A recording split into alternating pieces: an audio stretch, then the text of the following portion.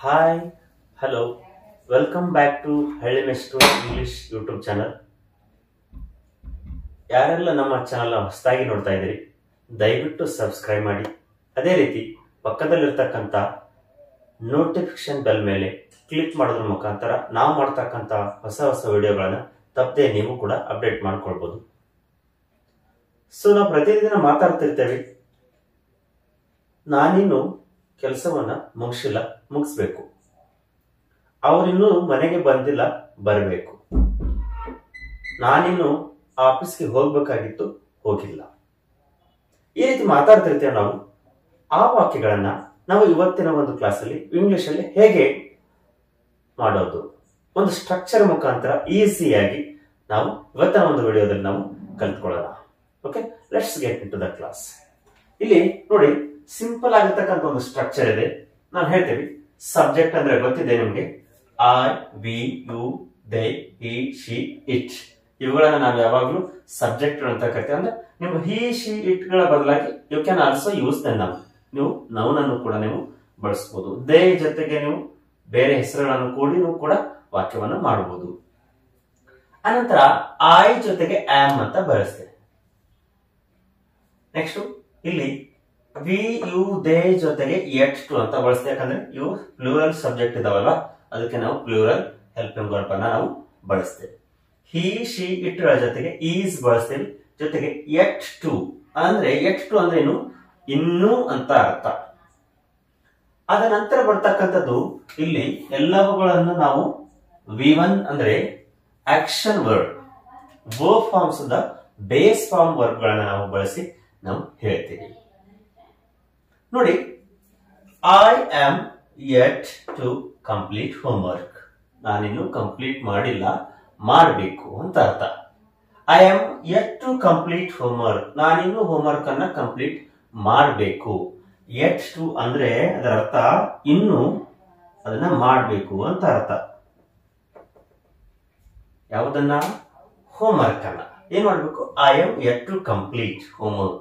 ನಾನಿನ್ನು ಹೋಮ್ವರ್ಕ್ ಅನ್ನ ಕಂಪ್ಲೀಟ್ ಮಾಡಬೇಕು ಅಂದ್ರೆ ಅರ್ಥ ಇಟ್ ಈಸ್ ನಾಟ್ ಕಂಪ್ಲೀಟೆಡ್. ಅದಿನ್ನೂ ಕಂಪ್ಲೀಟ್ ಆಗಿಲ್ಲ, ಅದನ್ನ ಇನ್ನೂ ನಾನೇನ್ ಮಾಡಬೇಕು? ಕಂಪ್ಲೀಟ್ ಮಾಡಬೇಕು ಅಂತ ಅರ್ಥ.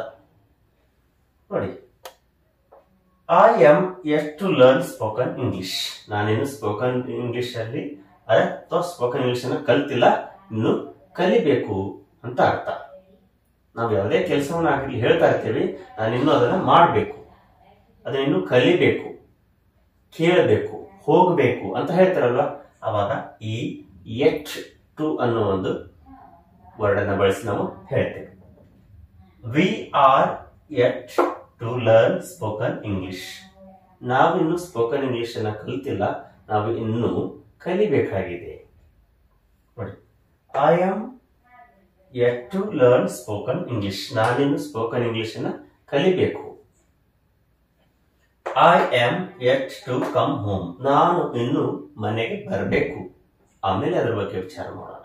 ಹೇಳ್ತಿರ್ತಲ್ಲ, ಎಟ್ ಟು ಅಂದ್ರೆ ಆ ಕೆಲಸ ಇನ್ನು ಆಗಬೇಕಾಗಿದೆ ಅಂತ ಅರ್ಥ, ಅದನ್ನ ಇನ್ನು ಮಾಡ್ಬೇಕು ನಾನು ಅಂತ ಅರ್ಥ. I am yet to come home.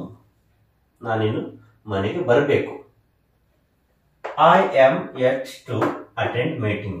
ನಾನಿನ್ನು ಮೀಟಿಂಗ್ ಅಟೆಂಡ್ ಆಗಿಲ್ಲ, ಅಟೆಂಡ್ ಆಗಬೇಕು. I am yet to attend meeting. Okay, ಇದಾಯ್ತಲ್ಲ. We are yet to attend meeting. ನಾವಿನ್ನು ಮೀಟಿಂಗ್ ಅನ್ನ ಅಟೆಂಡ್ ಆಗಬೇಕು. We are yet to learn spoken English. ನಾವಿನ್ನು spoken English ಅನ್ನ ಕಲಿಬೇಕು, ಮಾತಾಡಬೇಕು, ಮಾಡಬೇಕು ಅಂತ ಅರ್ಥ.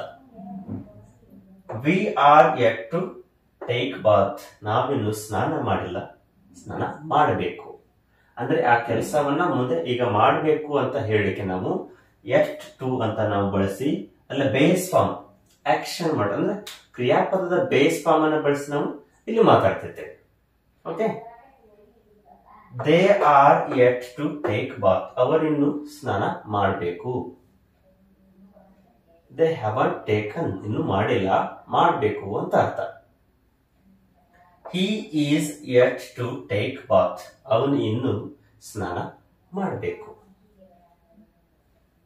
She is yet to clean the home. ಅವಳಿನ್ನು ಮನೆಯನ್ನ ಕ್ಲೀನ್ ಮಾಡಿಲ್ಲ, ಇನ್ನು ಮಾಡಬೇಕು ಅಂತ ಅರ್ಥ. He is yet to finish the work. ಅವನಿನ್ನು ಕೆಲಸವನ್ನ ಮುಗಿಸಿಲ್ಲ, ಮುಗಿಸ್ಬೇಕು. They are yet to clean the home. ಅವರು ಇನ್ನು ಮನೆಯನ್ನ ಕ್ಲೀನ್ ಮಾಡಬೇಕು. They are yet to finish the work. ಅವರಿನ್ನು ಕೆಲಸವನ್ನ ಮುಗಿಸ್ಬೇಕು. They are yet to learn. They are yet to complete homework. ಅವರಿನ್ನು homework ಅನ್ನ ಕಂಪ್ಲೀಟ್ ಮಾಡಿಲ್ಲ, ಮಾಡಬೇಕು.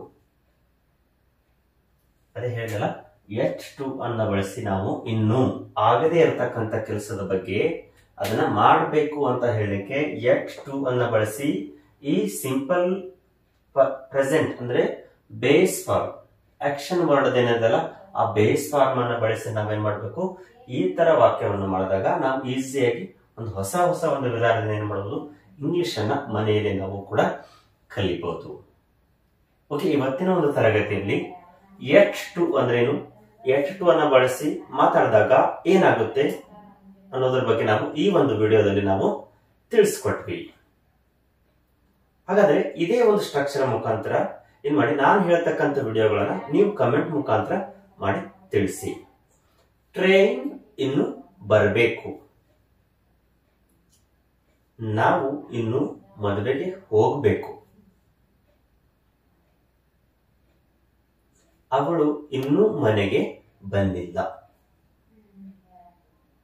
ಈ 3 ವಾಕ್ಯಗಳನ್ನ ಕಮೆಂಟ್ ಮುಖಾಂತರ yet to ನೆಗೆಟಿವ್ ಒಂದು ಸೆಂಟೆನ್ಸ್ ಹೇಳಿದ್ದೀನಿ, ಅದನ್ನು ಕೂಡ ಮಾಡಿ ತಿಳಿಸಿ. ಇದೇ ರೀತಿ ಮುಂದಿನ ಒಂದು ವಿಡಿಯೋದಲ್ಲಿ ಯಾವ ರೀತಿಯಾಗಿರ್ತಕ್ಕಂಥ ತುಂಬಾ ಯೂಸ್ಫುಲ್ ಆಗಿರ್ತಕ್ಕಂಥ ಒಂದು ಸ್ಪೋಕನ್ ಇಂಗ್ಲಿಷ್ ಸ್ಟ್ರಕ್ಚರ್ ಮುಖಾಂತರ ನಾನು ನಿಮ್ ಜೊತೆಗೆ ಬರ್ತೀನಿ.